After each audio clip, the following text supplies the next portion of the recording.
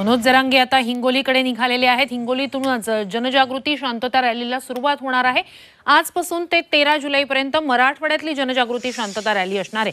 हिंगोलीतून या शांतता रॅलीचा आज सुरुवात होणार आहे। या रॅलीचे मराठा समाजाच्या वतीने जय्यत तयारी सुरू करण्यात आलेली आहे। मागच्या 20 दिवसापासून मराठा समन्वयक गावागावात जाऊन रॅली संदर्भात जनजागृती करत होते।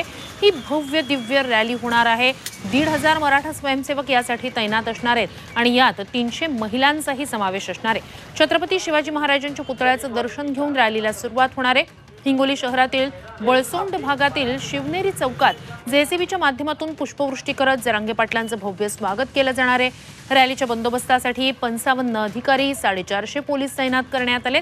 लातूरवरून 150 कर्मचारी पोलीस बंदोबस्तासाठी मागवण्यात आले।